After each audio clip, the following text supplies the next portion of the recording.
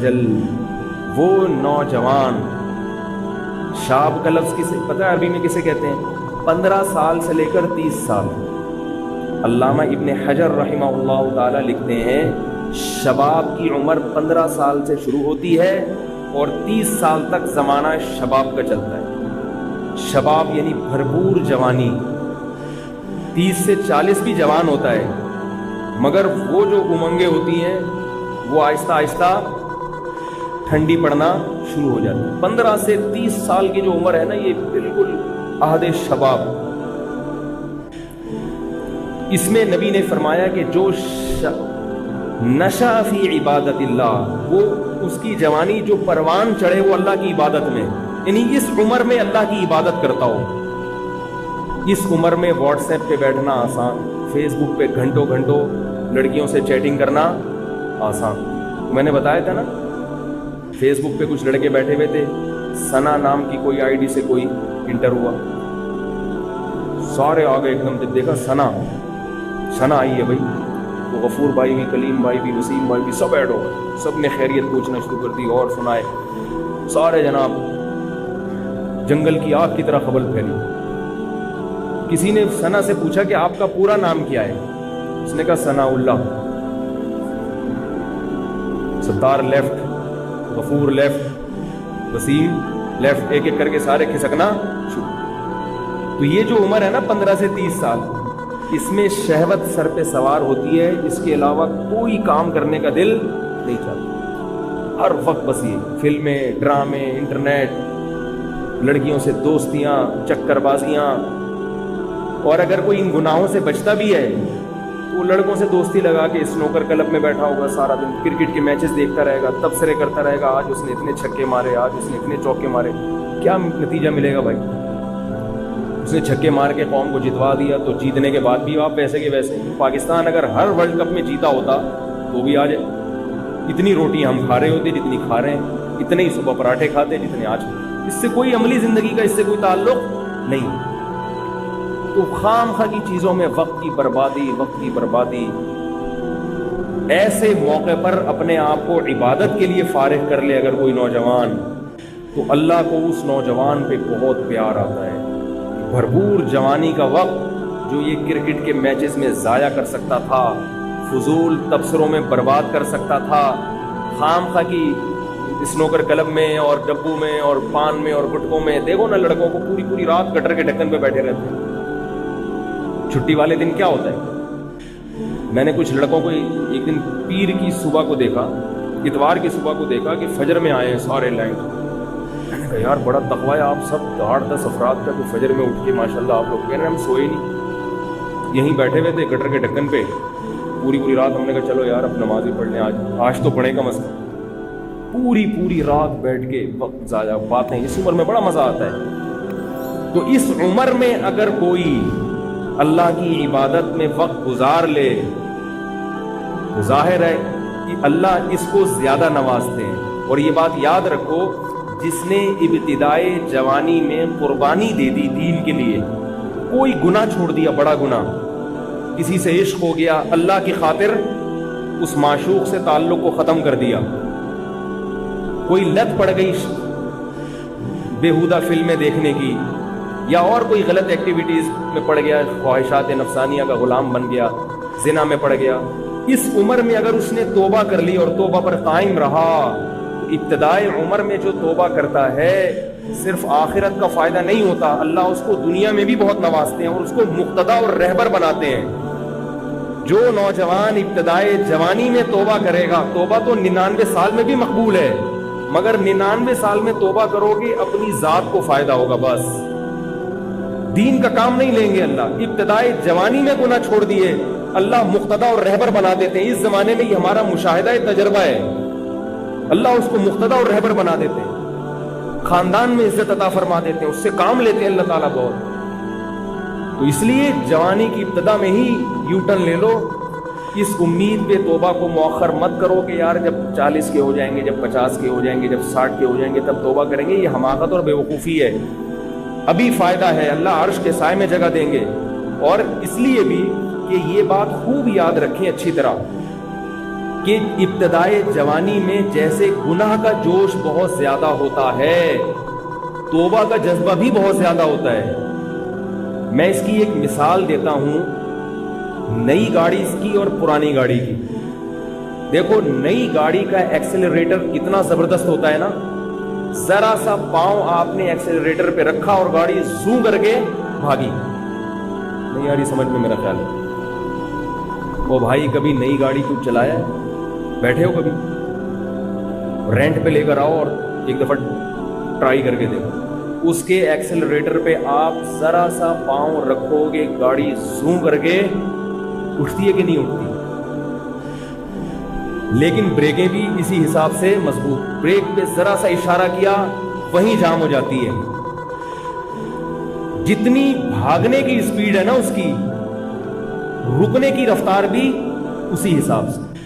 نئی گاڑی کے بریک شو اتنے مضبوط ہوتے ہیں کہ آپ نے اگر بریک پر مکمل پاؤں رکھا گاڑی قلاوازیاں کھا کے گر جائے گی مگر وہیں اسٹاپ ہو جائے گی، وہیں رک جائے گی۔ وہ جوان آدمی کی مثال بالکل ایسے ہے، اس کے دل میں گناہوں کی جو امنگیں ہوتی ہیں، بد نظری کا دل چاہتا ہے اس کا، کوئی عورت جا رہی ہے دل چاہے گا اب جا کے پکڑ لوں اس کو، میں اسی کے ساتھ رکشے میں بیٹھ کے ایڈریس بتاتے بتاتے گھر تک پہنچ جاتے ہیں اس کو۔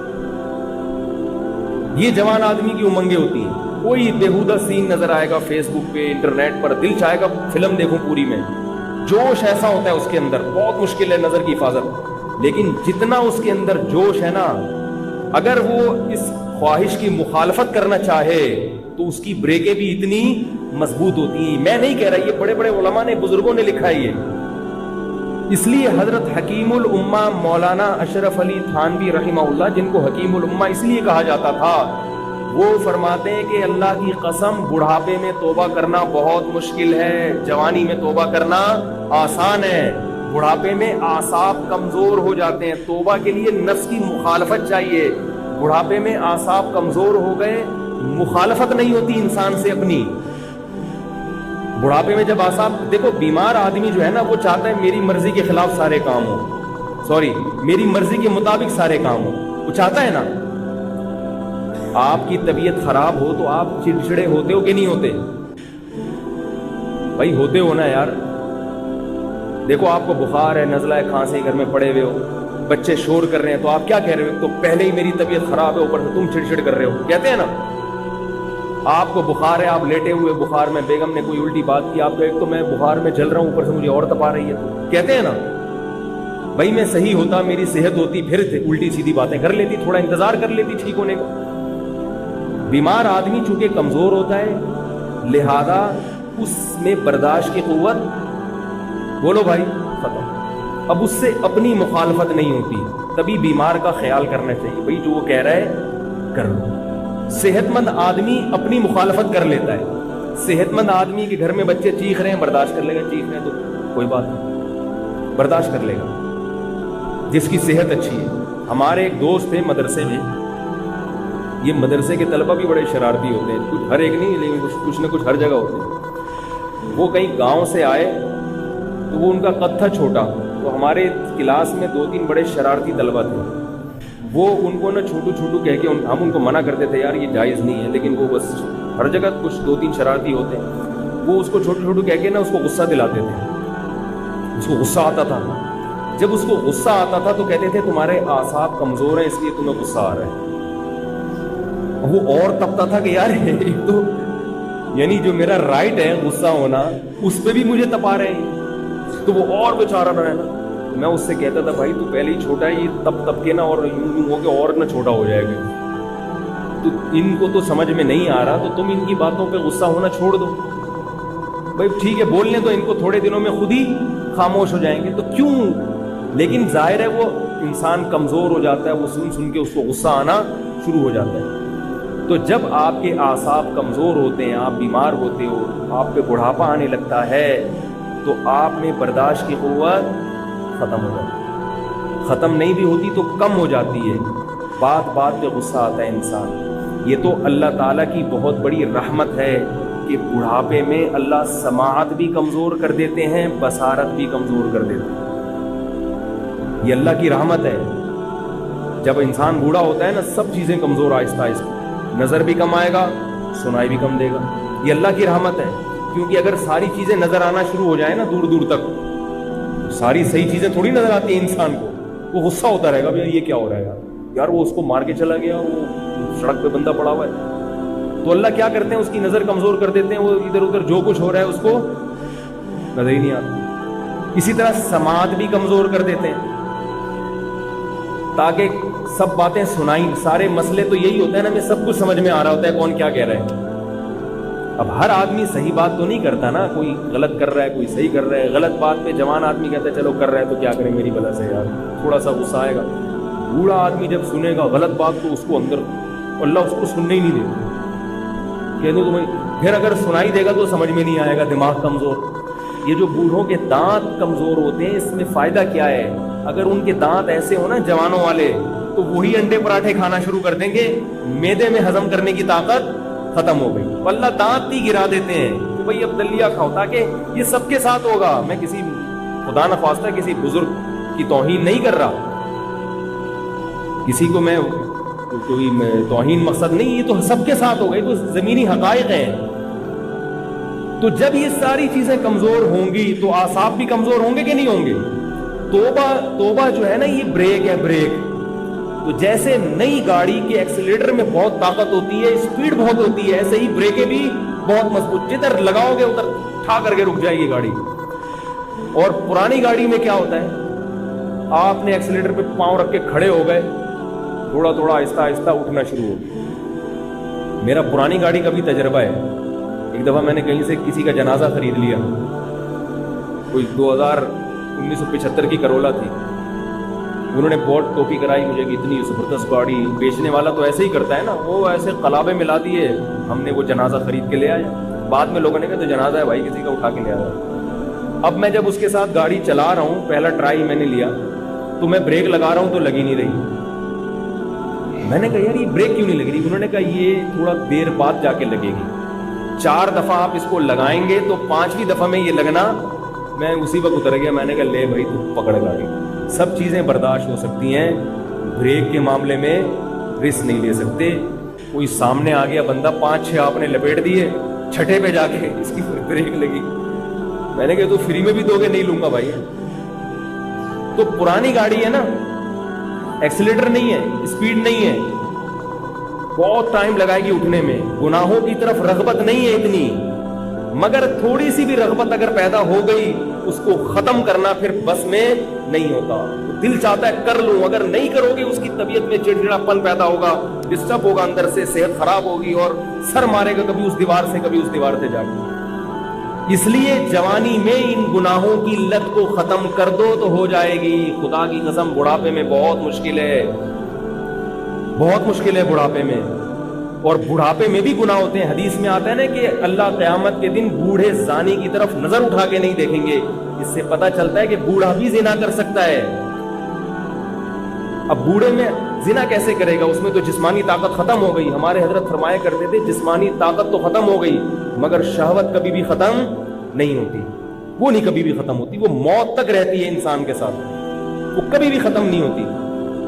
تو اس لیے جوانی میں اگر توبہ کر لی، ابھی جیسے گناہوں کی طرف طبیعت مائل ہے، بریکیں بھی الحمدللہ مضبوط۔ ہمارے ایک دوست تھے، ان کو بدنظری کی عادت پڑ گئی، پھر انہوں نے علماء کے بیانات سنے تو انہوں نے مجھے آ کے بتایا کہ اب میں نے اپنے آپ کو چیلنج کیا ہے کہ کسی عورت کو تو دیکھ کے دکھا دے، اپنے آپ کو چیلنج، مقابلہ ہے۔ یہ چیلنج انسان جوانی میں کرتا ہے کہ بھئی اب تو نظر اٹھا کے دکھا، دیکھتا ہوں تیرے میں کتنا دم ہے۔ اور کہہ رہے پھر میں نہیں اٹھائی، میں بہت دل چاہتا تھا جب کوئی کنوارے تھے، ابھی شادی ہو گئی الحمدللہ، تو کہہ رہے بہت دل چاہتا ہے جب کوئی عورت گزرتی ہے نظر اٹھا کے دیکھوں، مگر میں اپنے آپ کو وہی ہے نا بریک لگا لی نا، بریک پاؤں آ گیا، بریک رک گئے۔ اور جوانی میں ایک فائدہ یہ بھی ہے کہ گناہ سے جب توبہ کرو گے تو اپنے آپ کو گناہ پر سزا دینا بھی آسان ہے۔ دیکھو اگر گناہ کیا آپ نے تو توبہ کا طریقہ کیا ہے؟ اپنے لیے کوئی سزا متعین کرو۔ اگر میں نے نظر اٹھا کے کسی عورت کی طرف دیکھا، 500 روپے صدقہ کروں گا، یہ چپٹ اپنے آپ کو لگائی کہ نہیں لگائی؟ یہ جوانی میں لگ جائے گی، بڑھاپے میں مشکل ہوگی، کیونکہ 500 روپے ہر آدمی کا اپنا حساب ہے۔ جو مالی، بعض لوگوں کے لیے 500 کی ویلیو ہے، بعض کے لیے 5000 بھی کچھ نہیں ہوتا۔ اگر آپ کی تنخواہ 1 لاکھ ہے تو آپ 5,000 صدقہ کر دیں. صحیح ہے نا. اگر آپ کی تنخواہ 20,000 ہے تو آپ 500 روپے جرمانہ رکھ لیں. تو یہ جرمانہ جب ادا کرو گے تو نفس کی مخالفت ہوگی, دل کو تکلیف ہوگی. یہ تکلیف جوانی میں برداشت کرنا آسان. بڑھاپے میں اگر پیسے دیے تو ہارٹ اٹیک سے مرنے کا خطرہ ہوگا. 500 روپے چلے گئے میرے, 100 روپے چلے گئے میرے. اور یہ حدیث سے ثابت ہے مضمون. نبی صلی اللہ علیہ وسلم, جو میں جتنی باتیں کر رہا ہوں نا, یہ قرآن و حدیث سے ثابت ہیں. نبی صلی اللہ علیہ وسلم نے ارشاد فرمایا, صحیح حدیث ہے, سنو غور سے.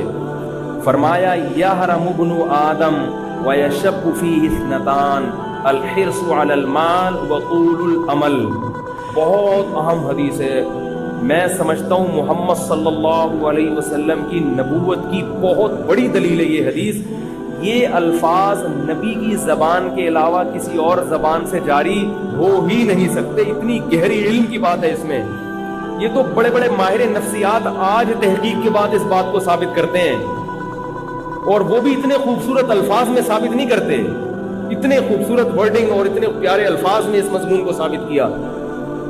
وہ کیا ہے؟ آپ صلی اللہ علیہ وسلم نے فرمایا, انسان جیسے جیسے بوڑھا ہوتا ہے, خوب اچھی طرح سمجھو, اور کسی اور کے بارے میں نہیں کہ آپ اپنے علاقوں کے بوڑھوں کو دیکھنا شروع کر دیں, یار یہ ایسے ہے. اپنے بارے میں ہر آدمی, میں اپنے بارے میں یہ حدیث بیان کر رہا ہوں کہ میں اپنے گریبان میں جھانک کے دیکھوں. کیا فرمایا نبی نے؟ یحرم ابن آدم, انسان یعنی آدم کی اولاد جیسے جیسے بوڑھی ہوتی ہے, یشب فیہ اثنتان, دو چیزیں اس میں جوان ہونا شروع ہو جاتی ہیں. دیکھو انسان جب بوڑھا ہوتا ہے تو ہر چیز بوڑھی ہوتی ہے نا, اس کی آنکھیں بھی بوڑھی ہو جائیں گی, سماعت بھی بوڑھی ہو جائے گی, گھٹنے بھی بوڑھے ہو جائیں گے, پاؤں بھی بوڑھے, ہر چیز سے بڑھاپا جھلکتا ہے نا. جذبات بھی بوڑھے ہو جائیں گے, شوق بھی بوڑھے ہو جائیں گے. لیکن آپ نے فرمایا دو چیزیں کیا ہوتی ہیں اس میں جوان ہوتی ہیں, خوب زور پکڑتی ہیں. الحرص علی المال, دولت کی محبت. نہیں آ رہی بات؟ حالانکہ وہ تو کم ہونی چاہیے نا بھائی, قبر کے قریب ہو رہا ہے انسان, تو دولت کی محبت تو کم ہونی چاہیے, جوانی میں زیادہ ہونی چاہیے. یار ابھی تو میں نے رہنا ہے 20 30 40 سال, اور ابھی تو کھانے پینے کی عمر ہے, تو پیسہ کماؤں پیسہ کماؤں. لیکن نبی نے کیا فرمایا؟ جوانی میں اتنی نہیں ہوتی جتنی بڑھاپے میں. بڑھاپے میں زیادہ ہوتی ہے. وہ تو بوڑھا بیچارہ کما نہیں سکتا, اس لیے وہ اپنی جذبے کو لے کے بیٹھا رہتا ہے, اعصاب میں طاقت نہیں ہوتی. دو چیزیں جوان ہوتی ہیں, ایک کیا ہے؟ الحرص علی المال, دولت کی محبت.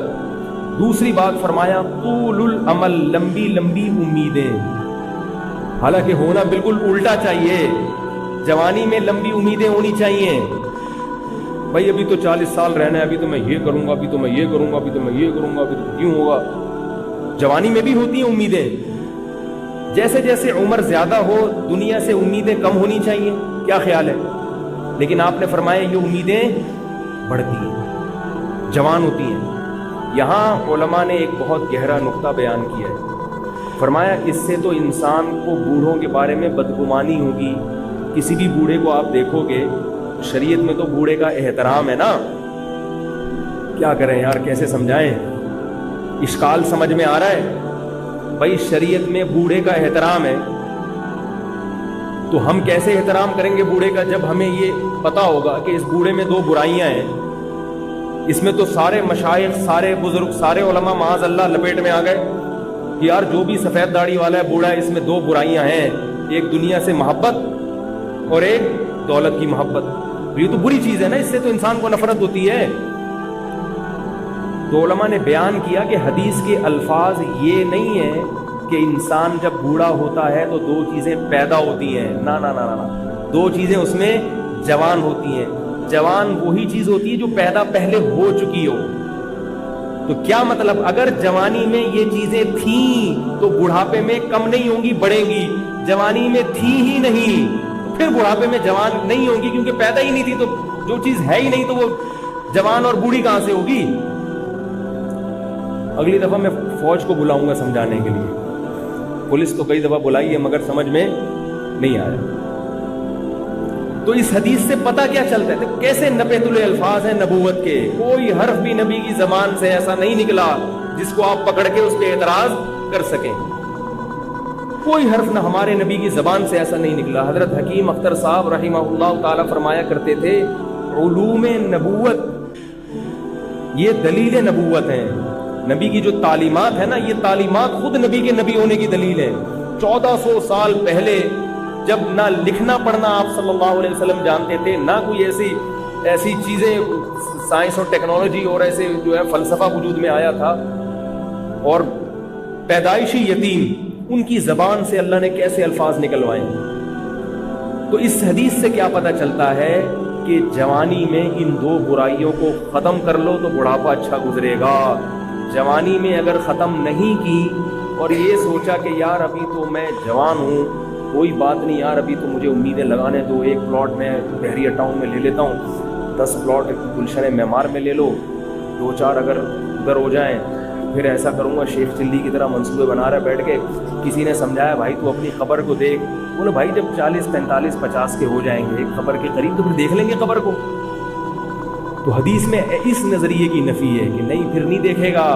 अभी 20 प्लॉट जमा करने का शौक़ है ना, तो जब थोड़ा बूढ़ा होगा तो 40 प्लॉट का शौक़ पैदा हो जाएगा, ये बढ़ेगा कम नहीं होगा। अभी से ख़त्म कर लो, अभी ब्रेक लगा दो, बाद में ब्रेकें फेल हैं। नई गाड़ी है, अभी ब्रेक लगा लो, लेकिन गाड़ी के पुराना होने का इंतज़ार करोगे तो ब्रेक शू भी पुराने हो चुके होंगे। 25-30 बंदों को मार के चौथी दफ़ा में जाके लगेगी, और वो भी जब लगाए, वरना तो आजकल ऐसी ब्रेकें फेल होती हैं बुढ़ापे में, फिर सीधा ही नहीं होता इंसान।